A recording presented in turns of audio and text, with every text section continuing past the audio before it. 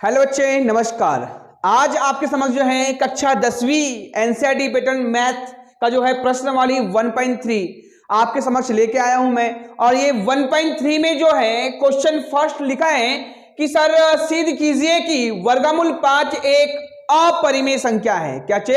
एक अपरिमेय संख्या है। इस क्वेश्चन को बनाने के लिए आपको बच्चों एक विरोधात्मक विधि का प्रयोग करना है, मतलब कॉन्ट्रडिक्शन मेथड का प्रयोग करना है। विरोधात्मक मतलब यह है कि एक अपरिमेय संख्या है, यह सिद्ध करके दिखाना है बच्चों लोग। तो इसको सिद्ध करने के लिए आपको विरोध करना है इसका और बोलना है कि वर्गमूल 5 एक, माना कि वर्गमूल 5 एक क्या है? परिमेय संख्या है। जैसे कि आपको मैं थोड़े से 2 मिनट का मैं आपको बताता हूं आपको परिमेय संख्या और अपरिमेय संख्या क्या होती है। देखिए चलो, तुम लोग बताया था इससे पहले मैंने कि परिमेय संख्या क्या, चलो परिमेय संख्या होने की 3 कंडीशन होती थी। इसे p/क्यूब के रूप में लिखा जा सकता था, जहां क्यूब का मान कभी 0 नहीं होता है। पहली कंडीशन, p और क्यूब में एक के अतिरिक्त कोई अन्य उभयनिष्ठ गुणनखंड नहीं होना चाहिए। एक के अतिरिक्त मतलब यहां पे एक के अतिरिक्त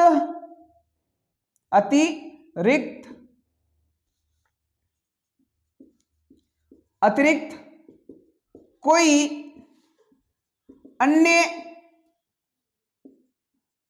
उभयनिष्ठ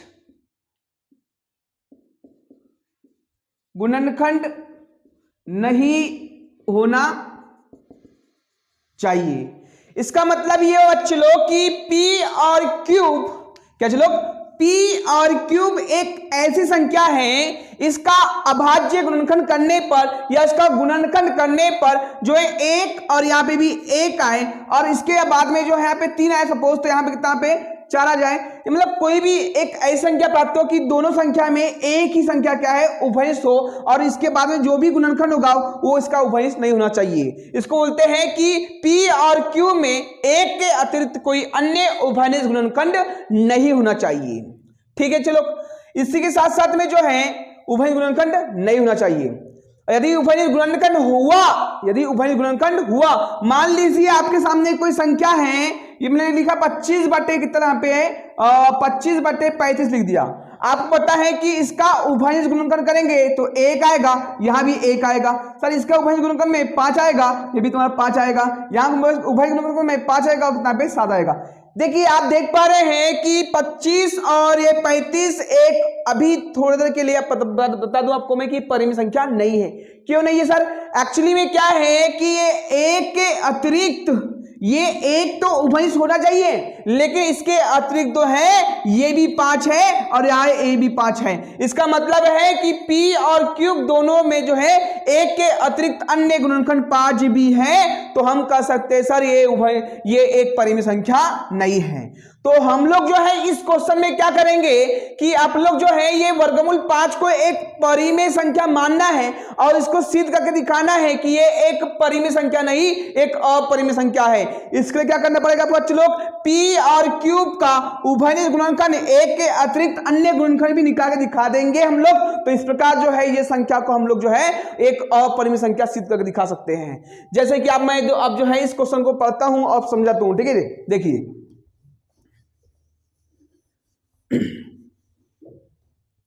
देखिए सर, हमने बताए थे कि सिद्ध कीजिए कि वर्गमूल 5 एक अपरिमेय संख्या है। तो हमने बताया थोड़ी देर पहले आपको कि इसका जो है इस क्वेश्चन को बनाने के लिए, सिद्ध करने के लिए आपको एक विरोधात्मक विधि का प्रयोग करना होगा। इसको बोलते हैं इंग्लिश में कॉन्ट्रडिक्शन मेथड बोलते हैं। तो देखिए चलो क्या करते हैं, लिखेंगे हम लोग, माना कि वर्गमूल 5 एक अपरिमेय नहीं, विरोधात्मक विधि का प्रयोग करना है। वर्गमूल 5 एक परिमेय संख्या है, परिमेय संख्या है। अब परिमेय संख्या है इसीलिए मैं बोल सकता हूं सर, इसीलिए मैं बोलूंगा यहां पे कि वर्गमूल 5 बराबर p/क्यूब, क्योंकि p/क्यूब एक परिमेय संख्या है। तो यहाँ पे क्या है, वर्गमूल 5 भी एक क्या होगी? परिमेय संख्या होगी। ठीक है, जब मैंने बोल दिया था यहाँ पे कि वर्गमूल 5 एक परिमेय संख्या है, मतलब इसे p बटे क्यूब के रूप में लिखा जा सकता है, इसलिए इसको इक्वल किया। ठीक है, तो मैं बोल सकता हूं यहाँ पे कि सर जहां p एंड क्यूब कोई क्या है, पूर्णांक है। क्या चलो, पूर्णांक है, तथा क्या बेटा, तथा p एंड क्यूब में एक के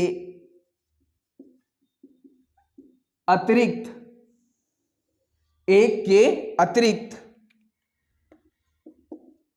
कोई अन्य उभयनिष्ठ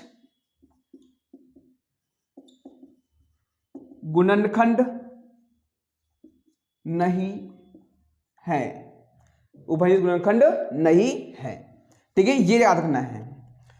मतलब ये है, यदि मैंने वर्गमूल 5 को एक परिमेय संख्या बोला हूं तो इसे p बटे क्यूब के रूप में लिखा जा सकता है, और p और क्यूब एक कोई पूर्णांक संख्या होगी, और p और क्यूब एक ऐसी संख्या होगी जिसके जो है उभयनिष्ठ गुणनखंड एक के अतिरिक्त कोई अन्य गुणनखंड नहीं होना चाहिए। यदि एक के अतिरिक्त दोनों में एक अन्य गुणनखंड हो गया, समझ जाना कि ये उभयनिष्ठ, ये एक परिमेय संख्या नहीं है बच्चे लोग, क्या एक अपरिमेय संख्या है। मैंने आपको जो है जब संख्याओं की परिभाषा पढ़ाया होंगे बच्चे लोग, तो उसमें भली भांति से आपको जो है इसके बारे में पूरी कंप्लीट रूप से जानकारी दी होगी।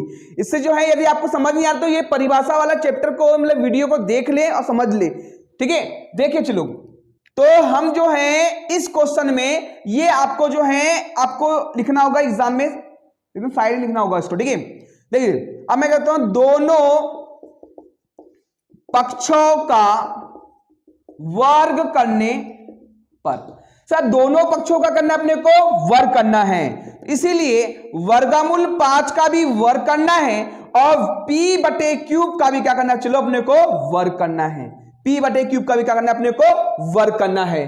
तो देखिए चलो क्या कहते हैं, ये वर्ग से वर्गमूल क्या हो जाएगा, यहाँ पे कैंसिल आउट हो जाएगा। तो इस प्रकार जो है आपको बचेगा यहाँ पे 5 बराबर, क्या यहाँ पे 5 बराबर p पर भी 2 की घात होगी ये, और q पर भी 2 की घात होगी।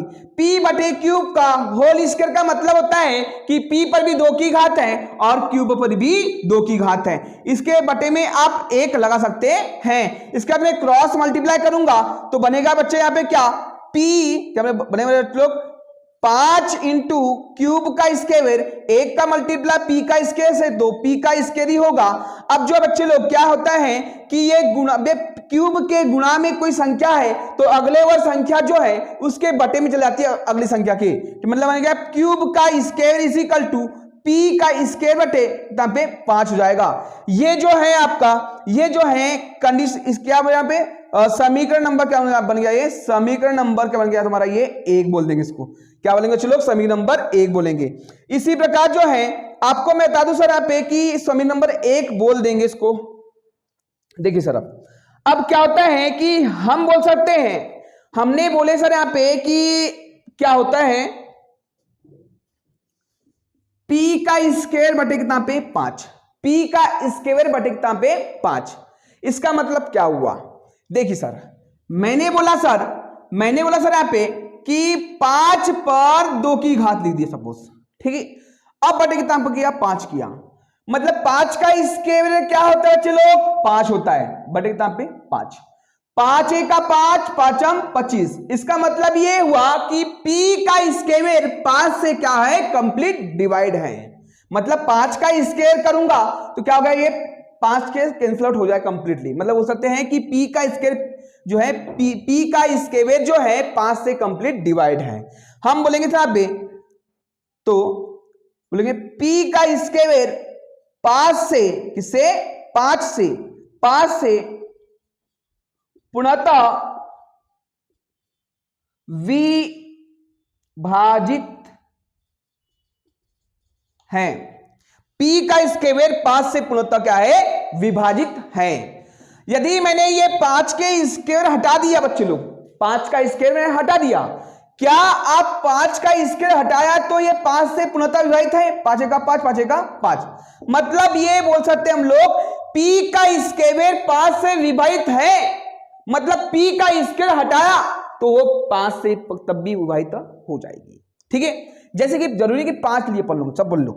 मैंने बोला सर यहाँ पे 25 का स्क्वायर किया, अपन क्या किया, यहाँ पे 5 किया। ठीक है, अब मैंने बोला सर आप 25 का स्क्वायर आप जैसे जानते हैं 625 होता है, बटे में चल रहा है यहाँ पे 5, 25 एका 25, 25 एका 25, 25 दूजा 50, बचा कितना पे 12, हो गया 125, 25 पांचे 125।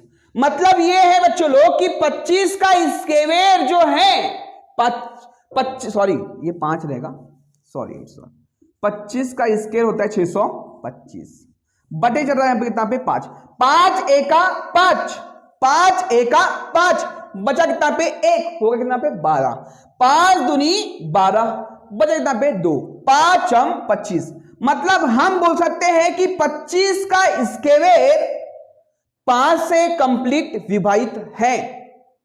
यदि मैंने 5 ये 25 का स्क्वायर यहां से हटा दिया, चलो ये स्क्वायर हटा दिया, स्क्वायर हटा दिया, मतलब जो है 5 एका 5, 5 25, मतलब जो है 25 का स्क्वायर 5 से विभाजित है, तो 25 का स्क्वायर हटाया तब भी वो संख्या 5 से विभाजित होगी। हम बोल सकते हैं p का स्क्वायर 5 से पूर्णतः विभाजित है, तो हम बोलेंगे सर यहां पे देखिए, इसीलिए p का स्क्वायर हटाया मैंने, चलो मैंने यहां पे p का स्क्वायर हटा दिया, p का स्क्वायर हटाया मैंने, तो क्या यहां पे 5 से p भी क्या यहां पे p भी 5 से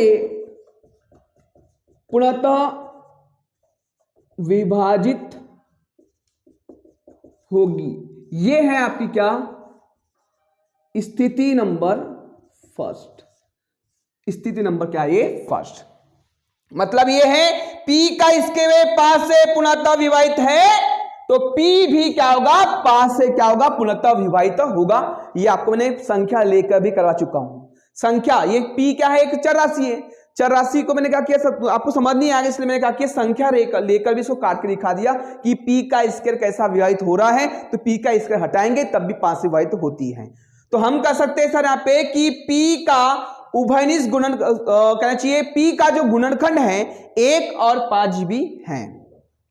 अब देखिए सर यहाँ पे, तो चूंकि अब बोल सकते हैं हम लोग, अब जब बोलते p = 5m, क्यों बोला इसने आपने, इसका मतलब ये वो बच्चे लोग कि जब ये जो है p का स्क्वायर 5 से विभाजित है, तो p भी 5 से विभाजित होगा। इसका मतलब ये है कि p का जो गुणनखंड करूंगा, ये m एक क्या है, कोई धनात्मक पूर्णांक संख्या है, और ये m के प्लेस पर 1 आ सकता है, 2 आ सकता है, 3 4 5 6 7 8 9 कोई भी संख्या हो सकती है, लेकिन इसका एक गुणनखंड 5 होगा ही, मतलब 5 का गुणनखंड होगा, 5 का गुणज है ये। ठीक है, मतलब ये है कि 5 के पीछे में कोई भी संख्या होगी, 5 के पीछे में कोई भी संख्या होगी बच्चे लोग, लेकिन 5 के सामने एक संख्या 5 तो होगी। ठीक है, ये तुम्हारा 3, 5 का 5, 5 दूनी 10, 5 तिया 15, जैसे 5 इतना पे 4, 5 चौके 20, 5 चौके 20। मतलब ये है बच्चों लोग कि इसका जो है m एक क्या है, पूर्णांक संख्या है, और m एक क्या है, एक चर राशि है। चर राशि के सामने पीछे में, चर राशि के प्लेस पे कोई भी संख्या हो सकती है, लेकिन इसका एक गुणनखंड 5 तो होगा ही। इसका मतलब ये दोनों लाइन का मतलब हुआ, स्थिति नंबर फर्स्ट और स्थिति नंबर सेकेंड से सॉरी, जो p का स्क्वायर जो 5 से पूर्णतः विभाजित है, तो p भी 5 से विभाजित होगा। इसका मतलब ये है कि p बराबर 5m, मतलब 5 का 5 तो इसके गुणनखंड में होगा ही, और m के प्लेस पर कोई भी संख्या वेरिएबल पूर्णांक संख्या हो सकती है जिसके प्लेस रखने पर, लेकिन इसका एक गुणनखंड, इसका जो प्राइम फैक्टर करेंगे तो 5 एक प्राइम फैक्टर होगा ही। देखिए बच्चे लोग, तो लिख सकते हैं यहाँ पे कि m के बारे में यहाँ पे कोई जानकारी आप दे सकते हैं, इस प्रकार लिख सकते हैं कि यहाँ पे m कोई पूर्णांक संख्या है, ध्यान रखना, चूंकि m कोई पूर्णांक है। ठीक है, अब मैं क्या करता हूं सर कि ये p का मान किसका? P का मान समीकरण नंबर 1 में रखने पर।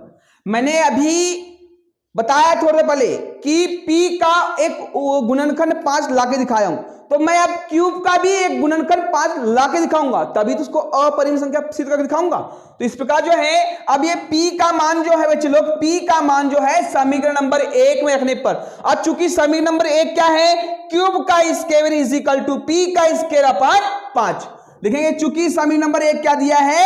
क्यूब का square is equal to P का स्क्वायर अपॉन कितना पे 5। देयरफॉर मैं बोल सकता हूं क्यूब का स्क्वायर इज इक्वल टू ये P के स्थान पे जो है 5m रखेंगे, 5m रखेंगे, बड़े कितना 5 रहा है, इसका स्क्वायर है तो इसका स्क्वायर कर देंगे। सर ये 5 पर भी 2 की घात है और m पर भी 2 की घात है, मतलब 5m का होल स्क्वायर का मतलब क्या बच्चे लोग?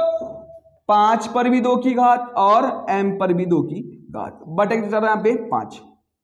ठीक है, मतलब हम बोल सकते हैं कि यहां बोल सकते हैं चलो यहां पे कि 5 इंटू 5 और ये m का स्क्वायर बटे चल रहा है यहाँ पे 5, ये क्यूब का चल रहा है यहाँ पे क्या? स्क्वायर। ठीक है, तो भैया देखो यार 5 से ये 5 कैंसिल आउट हो जाएगा, बचेगा कितना पे? 5m का स्क्वायर इज इक्वल टू चल रहा है यहाँ पे क्या? क्यूब का स्क्वायर। ये संख्या के गुणा, ये m के स्क्वायर के गुणा में कोई संख्या है तो अगले बार संख्या इसके अगली संख्या के बटे में चल जाती है, मतलब बचेगा यहाँ पे m का स्क्वायर, ये बटे जाएगा इसके क्यूब का स्क्वायर बटे कितना यहाँ पे 5।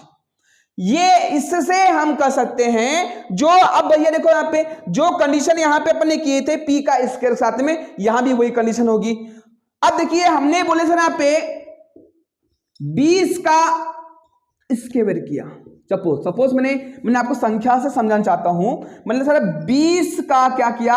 स्क्वायर किया, अपन कर दिया 5। ठीक है, मैंने क्या किया? चलो 20 का स्क्वायर किया, अपन चल रहा है क्या पे 5, क्यूब के स्थान पे कोई संख्या 20 ले लिया, कोई पूर्णांक संख्या बोला यहाँ पे क्यूब, कोई पूर्णांक संख्या बोला था मैंने। ठीक है, तो देखिए चलो 20 का स्क्वायर कितना आता है? 400 बटे कितना पे 5, 5 एका 5, 5 अट्ठे 40, जीरो है तो लगा देंगे पीछे पन्ने के, जीरो लगा दिए। तो आप क्या कर सकते हैं? क्यूब का स्क्वायर मतलब P के क्यूब के प्लेस पर एक 20 एक अंक लिए, पूर्णांक संख्या लिए, जो कि इसका स्क्वायर किए तो ये 5 से पूर्णतः विभाजित है।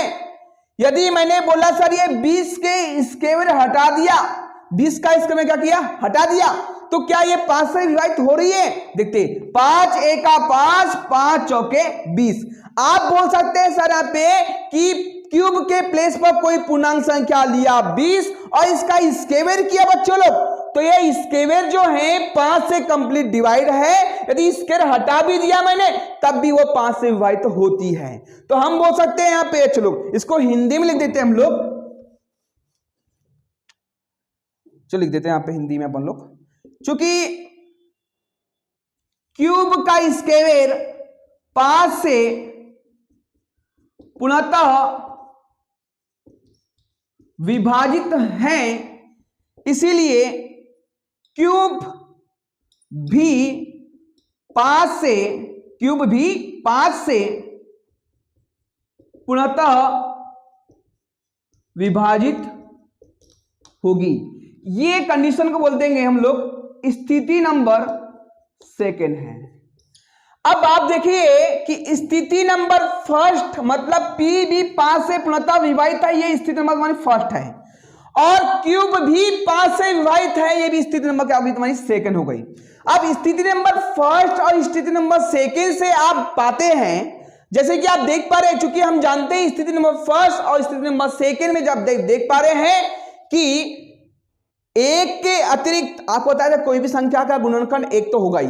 ठीक है, तो P का भी गुणनखंड एक होगा, क्यूब का भी गुणनखंड एक होगा, लेकिन इन दोनों संख्या को एक डिवाइड करने के अलावा 5 भी P को भाग दे रहा है, 5 ही जो है क्यूब को भाग दे रहा है। इसका मतलब क्या हुआ कि P और क्यूब का एक के अतिरिक्त, क्या बच्चे लोग, एक के अतिरिक्त उभयनिष्ठ गुणनखंड 5 भी है।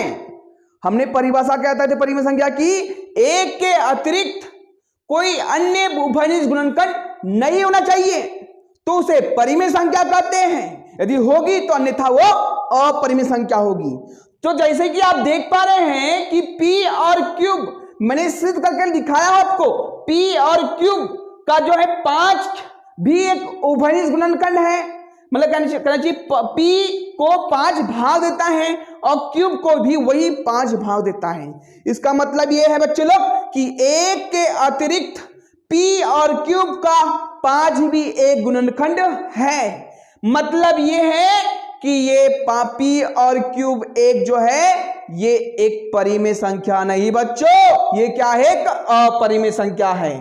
तो हम लोग जो है जो प्रोसेस किए हैं उसको हिंदी में इसका जो है आंसर लिख देते हैं। ठीक है, चलो यहां तक मैं आशा करता हूं आपको समझ आया होगा। अब एग्जाम में आएगा तो आपको ये सबको लिखना तो है, इसके अलावा 2 लाइन लिखना है, इसके अलावा लिखेंगे बच्चों यहां पे, चूंकि हम देख सकते हैं कि लिख दो, चूंकि हम जानते हैं कि p एंड क्यूब का एक के अतिरिक्त अन्य उभयनिष्ठ गुणनखंड नहीं होना चाहिए, नहीं होना चाहिए, लेकिन यह हमारी विरोधात्मक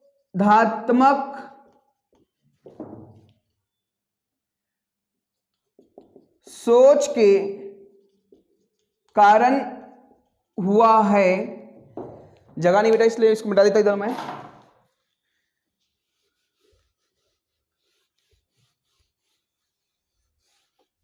सोच के कारण हुआ है कि p एंड क्यूब एक परिमेय संख्या है, लेकिन